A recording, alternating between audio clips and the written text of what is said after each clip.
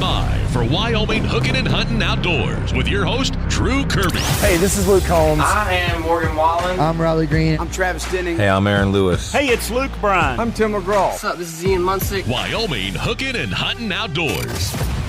It's Wyoming Hookin Huntin Outdoors. Drew, Brian, and John. And Brian, we're not in our normal place today because we felt we needed to get the message out on how important gun safety is, especially in a great state like Wyoming.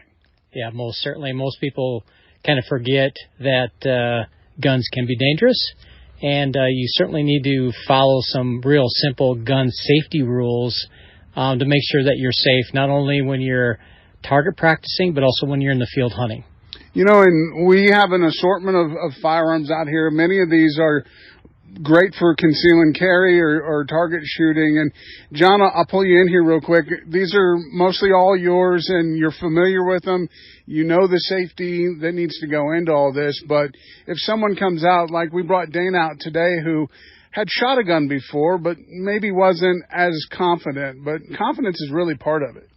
Yeah, absolutely. And I think the biggest thing to drive home is that it's all about training and becoming familiar.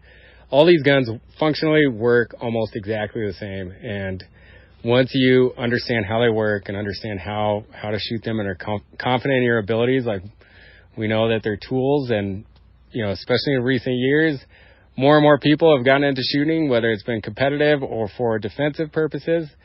And just understanding and knowing how to use and manipulate your firearm is a huge deal, keeping those safety components that we've all talked about in mind.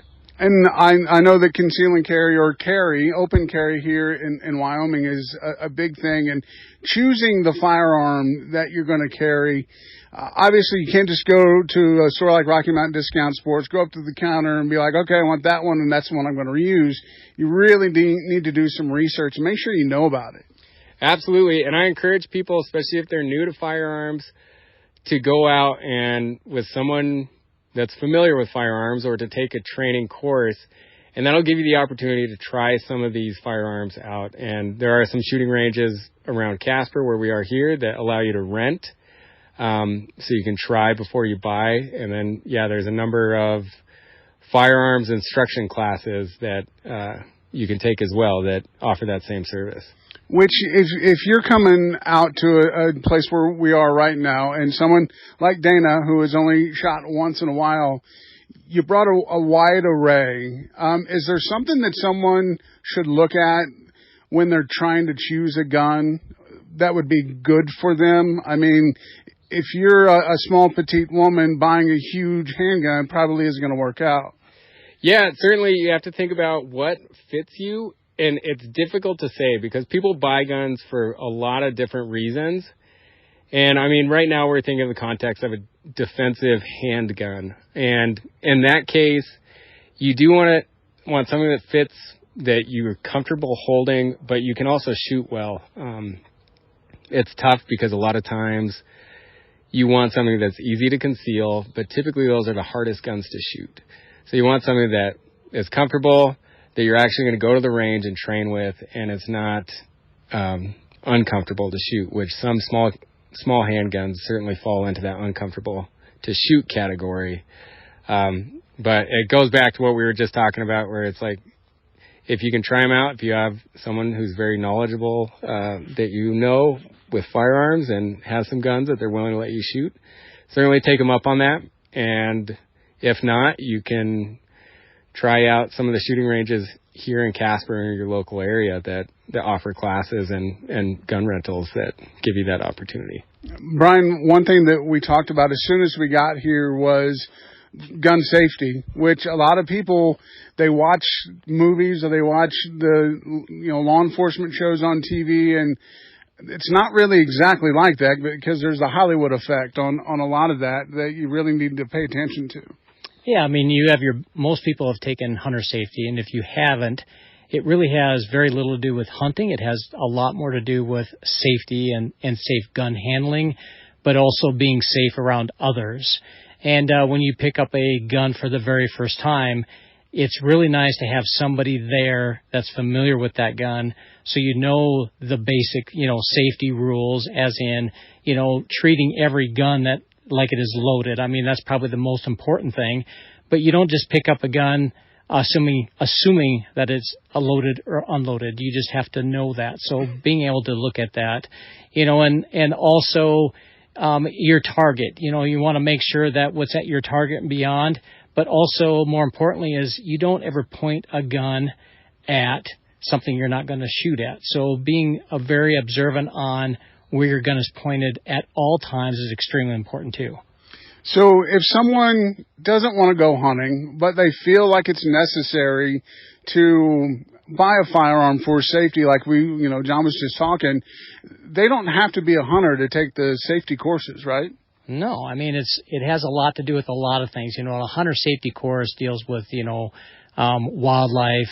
It deals with hunting regulations. It deals with gun safety, taking guns in and out of vehicles. I mean, just simple things like that you think about. And also being, observant enough so when somebody is not being safe that you tell them that they're not being safe. And it talks about ethics and a lot of other things, survival. So there's a lot of things that are packed into hunter safety, and it's actually good for anybody that wants to, get into, firearms or hunting itself. I like the fact that it's a family possibility. If maybe your family needs a little more time together, you can do that so everyone in the house is aware of what needs to happen if someone's using the gun wrong, or if there's a gun laying on the table, you just don't touch it.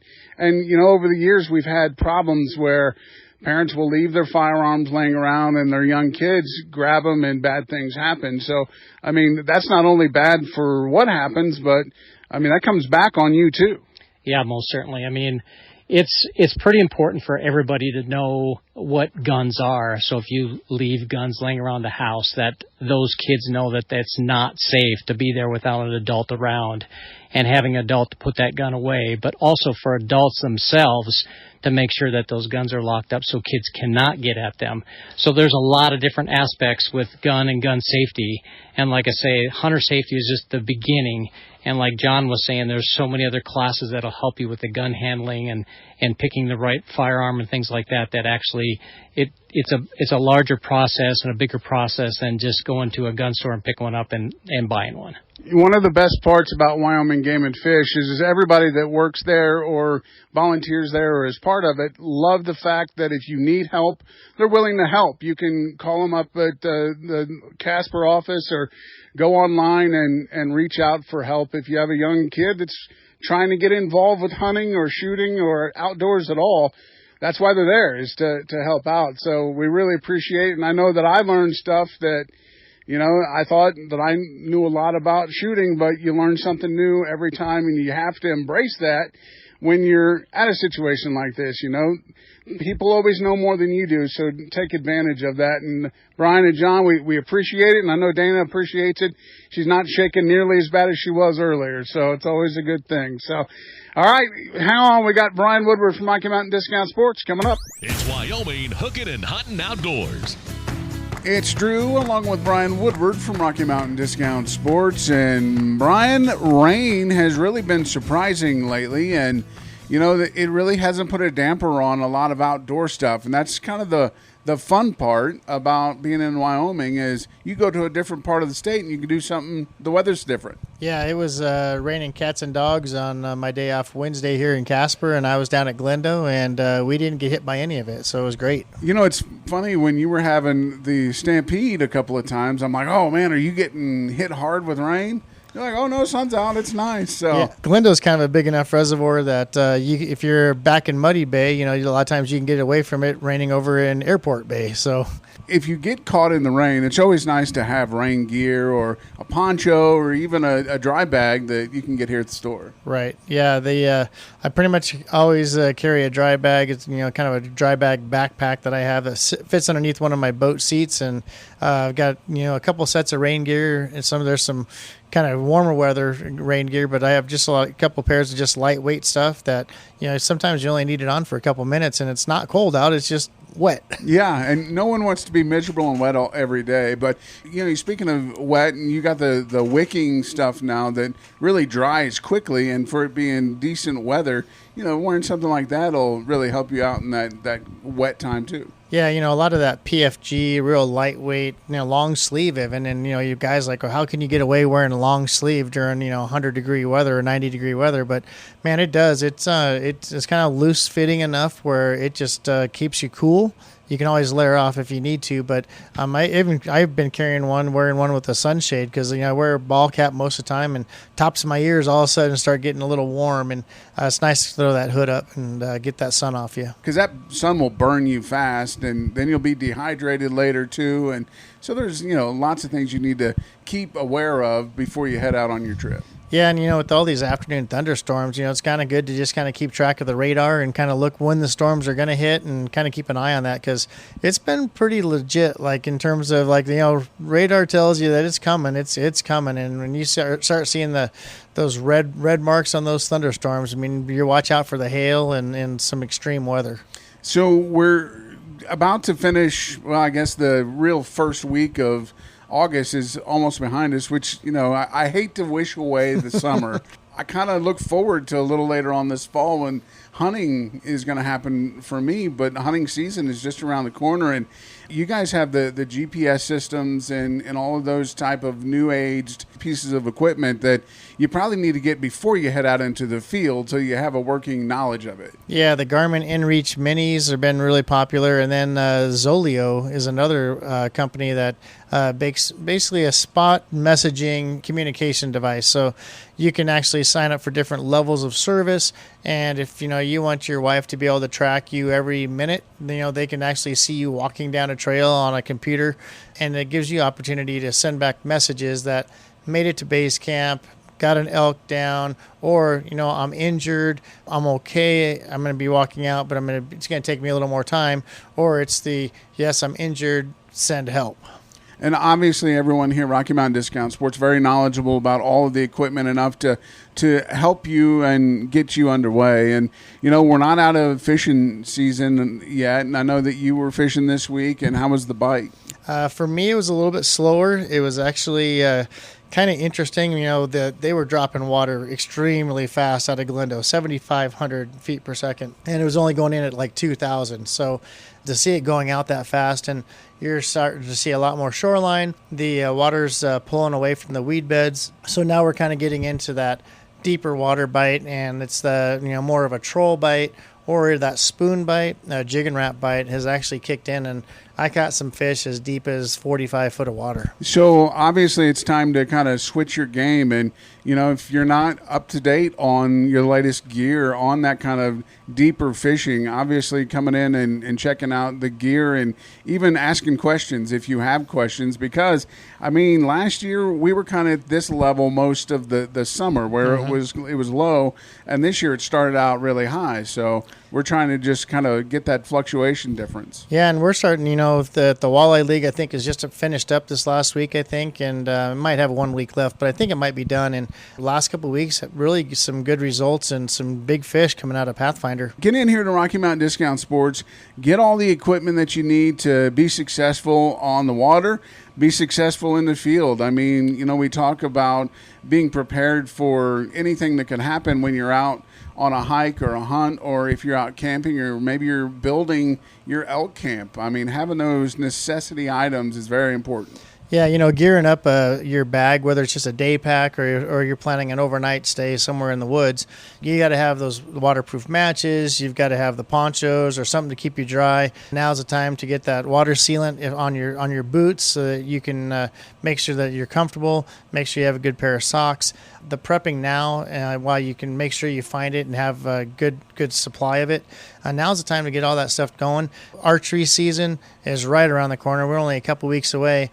And we're having guys come in now and saying, hey, I need a new string. I forgot this string was bad. Well, our string manufacturers are sometimes 3 to 4 weeks out. So if you haven't planned ahead of time to get your bow strings replaced, or if you've got one that's on the brink of hopefully get you through the season, it's not a bad idea idea to go ahead and order one now so that at the end of the season you can replace that string and be ready for the next season. Or even if it is 3 or 4 weeks out and you're not successful early, that you can maybe even replace it then. Yeah, and we got BLM maps and all that kind of stuff to just kind of plan your hunt. Of course, Game and Fish has their hunt planner to give you some ideas on when season dates are and what those boundaries are for your locations. Onyx Maps now is pretty much an online subscription, so make sure you get that so you can see the updated landowners and that type of stuff. But get planning now. Get out in the field. Get up to Stuckenoffs. Get up to Wyoming Gun Company. Get your gun sighted in. Make sure your scopes and everything is dialed up and ready to go. And let's have successful hunts out there.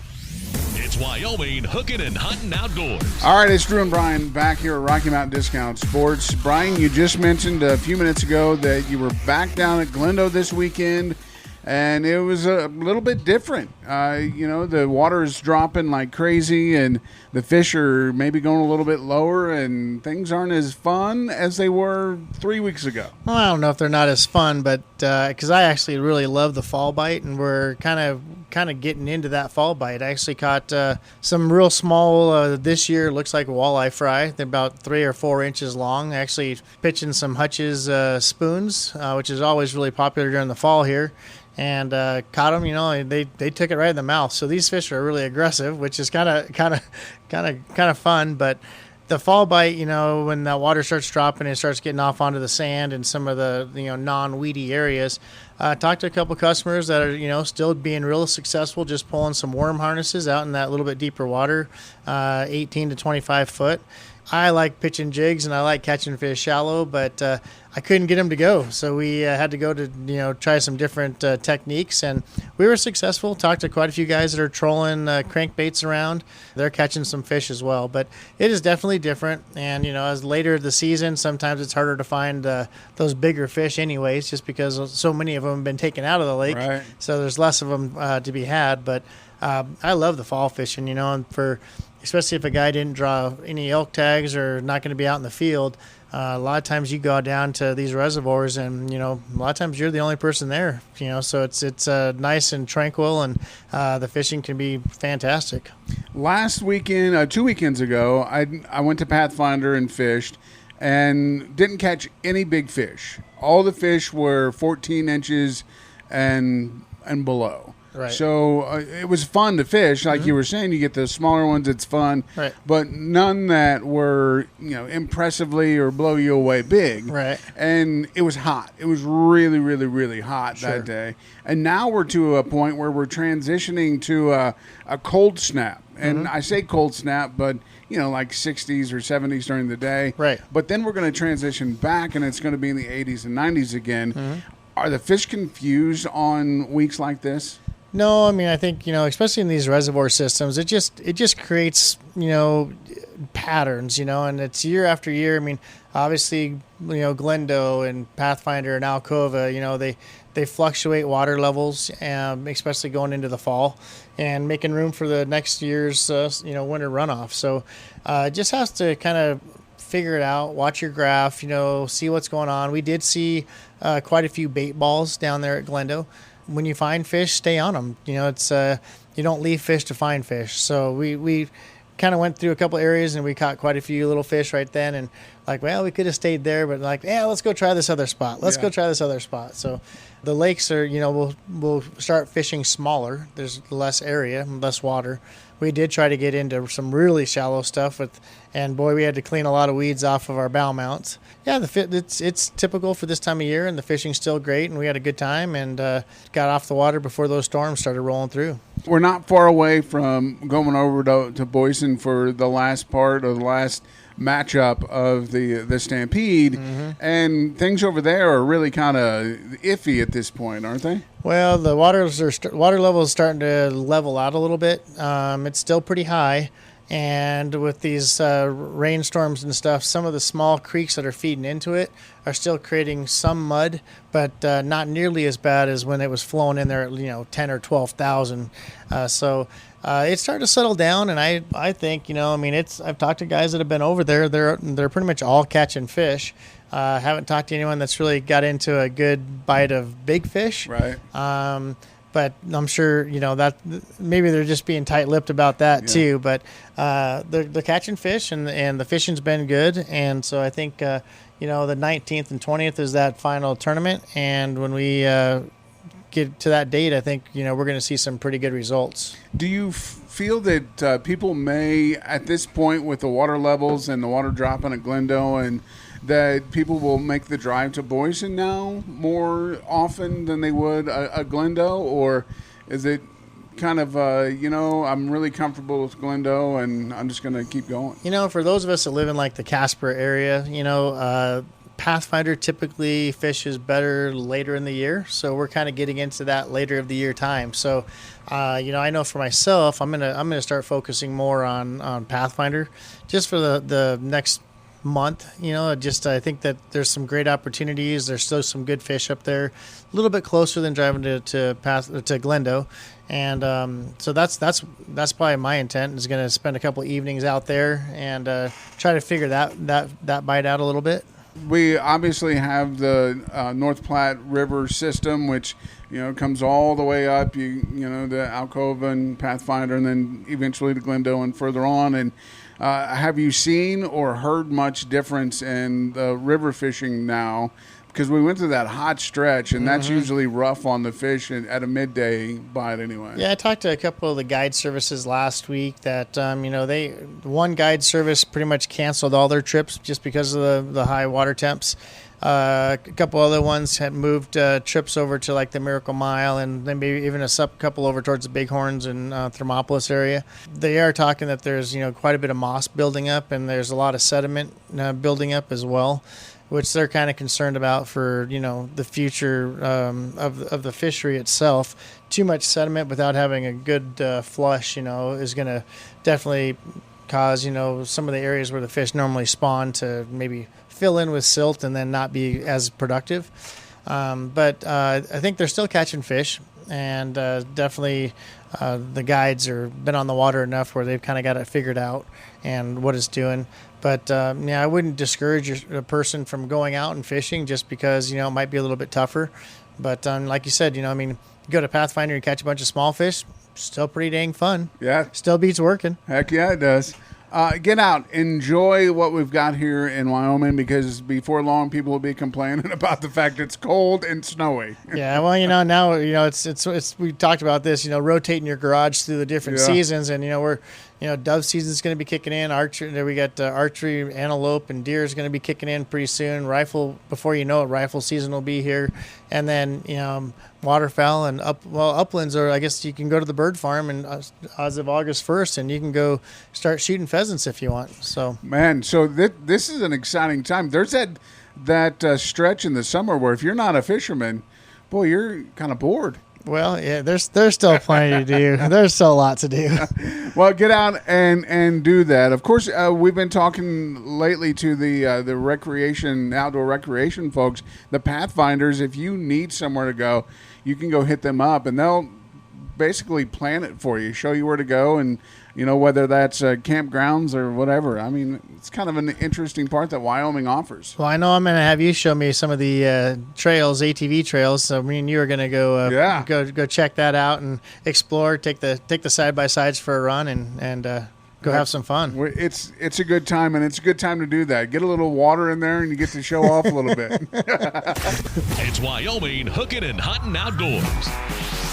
It's Wyoming Hookin and Huntin Outdoors, and being in Wyoming, we love Wyoming-made products. And as we're all gearing up for our fall hunts, I got an idea for you. Go to SavageThreadworks.com and check out the packs and all the gear that Charles has there for you. And Charles is with us, and we appreciate you coming on, Charles. And I've been browsing your site quite a bit over the last few weeks, and man, you've got some great quality made gear. Thank you. Thanks for having me on. I appreciate all the compliments. When you got into making this gear, what was your inspiration? So my background is graphic design, and I started with the whole COVID deal. I was carrying a very overt tactical backpack into the office, and I had some time on my hands, so I just started using my design skills to draw up a backpack I wanted to make.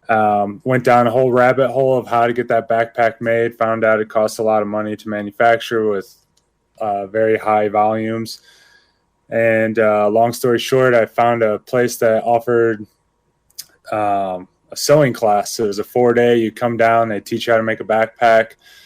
So I dropped everything I was doing and flew down to Southern California, took the class, and it's been downhill since then. Just fell in love with sewing and designing products, and the concealed carry side brought me into hunting with just friends and that, asking me, hey, can you make this? Could you fix this? Could you do that? Just seeing spots where, little things needed improvements, and going from there. And knowing that you're hand making every one of these packs and all the different bags that you have, did you ever think that something like sewing and designing backpacks would be something that would ever happen with you? No, not really. I was in the graphics side doing web design and stuff like that, advertisement on billboards and stuff like that, and never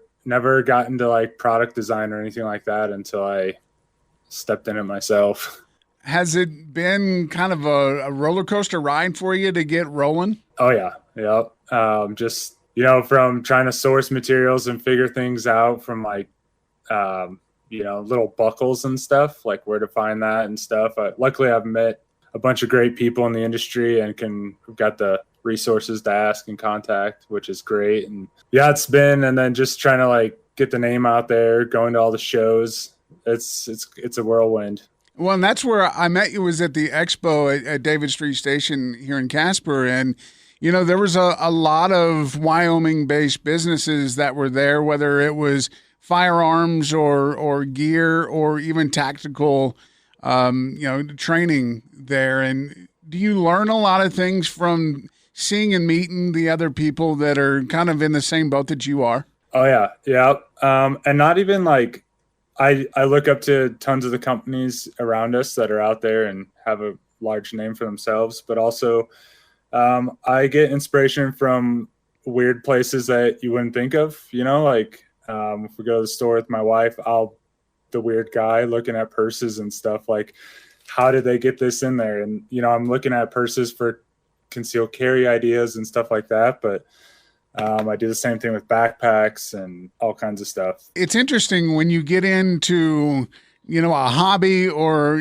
design work, or, I know a lot of clothing manufacturers and creators are, very into that. You get into something like that. Race car drivers, you go and you kick the tires of any car that's around. And it's kind of fun how there's this community of people that are out there just looking for the next step to design the next best product. Yep, definitely. I looked at even like shoes, like how can you take an idea of like a shoe design and utilize that in a pack, or big thing with scope covers that I just came out with and stuff like that. So I'm always looking at everything out there that's in front of me and trying to learn from it. In your designs, I mean, obviously they're your creations, and you have different kinds of opportunities for people, from the big game, hiking packs, day packs, or long trips. You even have smaller pouches, and even down to fanny packs, which,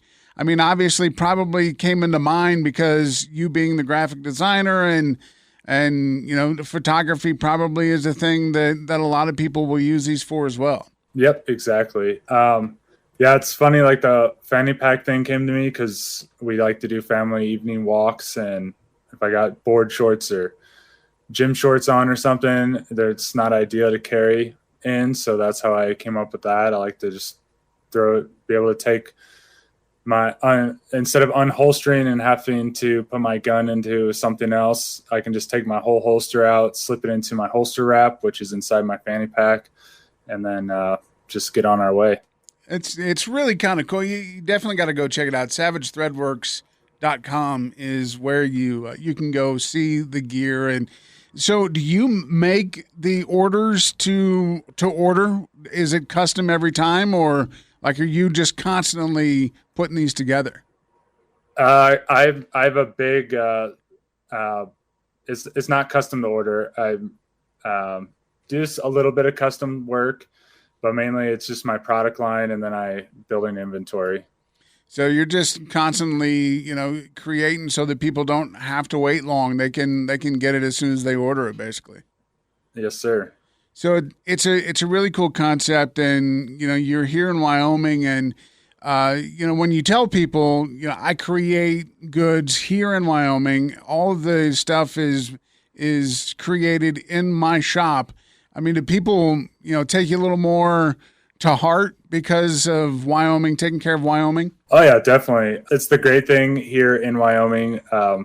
Everyone loves to support local business, and that's been a huge help, and I love it. And I love being able to help local people with their needs. One of the big things I'm getting into is pack equipment, and there's been a lot of guides here, and just the guys out doing it themselves. They have these issues and problems with gear that they have, or they have an idea of how to fix it. So right now I'm doing some pannier design that a guy gave me the idea for a while ago, and just finalizing that so we can get that out to everyone.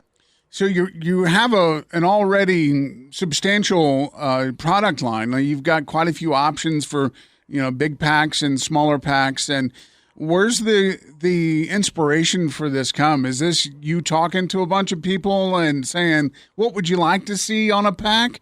Or is this just personal experience? So my two backpacks, just things that I came up with on my own, what I wanted. But some of the stuff, I get input from friends and people at shows. They'll come up and say, hey, have you thought about this or that? And that kind of deal. So it's both ways. You can go to Amazon and you can buy some things, and then you get it and you're like, oh man, this is junk. It's crap. I mean, you got quality materials and, quality items that you're offering, again, at savagethreadworks.com. And I mean, it's very durable, and I'm sure canvas is part of it. For the majority of everything we use is Cordura. So it's a nylon fabric. It's all mil spec, high quality material. We're getting into some either pannier stuff. It's called Squadron. Just real tech fabric. It's all U.S. made and everything like that. So it's, Some of the features that I saw on these packs, I was looking, and I'm going elk hunting here in the next couple of months, and I keep thinking, okay, what do I need? And sometimes you go out and you don't want to have the full kit and caboodle, and you have it to where you can actually remove parts of the pack if it doesn't really fit what you're doing. Is that a concept that you have come up with that you have needed in the past? Yeah, I definitely. So the bigger hiking pack, I wanted it super modular, everything, set it up to how you want, because not everyone's the same, right? Some guys might carry a little bit more, some carry a little less, or maybe you get to set up camp and you don't need the lid, take the lid off and that kind of thing, so the end user can make it to how they want. Well, it definitely is quality products that, again, you can go check out, and encourage you to at savagethreadworks.com. And I know that you've probably had quite a few of these that you've already sold. And what's the feedback you're getting from those folks that are using it already? Everything's been super positive so far. Everyone's been liking what they got. A lot of stuff's been put through the ringers, between here, Wyoming, up in the Tetons, up in the Bighorns, over in Montana. And so it's been great. So you're getting all kind of use out of it, which is definitely helps you in the future. And as you grow, are you going to continue to expand your options? Are you looking to really make it bigger? Yeah, definitely. Looking to grow. Like I said, so I do some concealed carry stuff now, hunting and long range shooting gear. And it's just trying to build up the inventory while also designing and testing new products as well.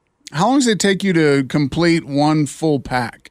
I did those big packs. I did 3, I think. It took me about 4 days. Okay. That's with like all the cutting and sewing everything up. And then some of the smaller ones, you probably do maybe a couple a day. Oh, yeah. Yeah, definitely. Well, get over, check it out, SavageThreadworks.com. Check out all the gear. They got bags, accessories, and all kinds of stuff. And Charles, how long of a turnaround is it when somebody goes and makes an order at the website? I try to get it out the door as soon as possible. So, if it's like you order something on Monday, I'll try to get in the mail for you either that day or Tuesday. Okay. Awesome. Well, we sure appreciate it. And Wyoming made right here in the good old United States with all American products. And, that doesn't get any more Wyoming, I don't think. Yeah, exactly. Well, Charles, we appreciate you coming on. Savage Threadworks is the company. Go check them out right now and order a pack maybe or 2 for your upcoming hunting seasons. And Charles, we thank you. Yeah, thank you for the time. Wyoming Hookin and Huntin Outdoors with Drew Kirby. If you have a question, want to make a comment, or have an idea for a show topic, message us on the My Country mobile app. Wyoming Hookin and Huntin Outdoors.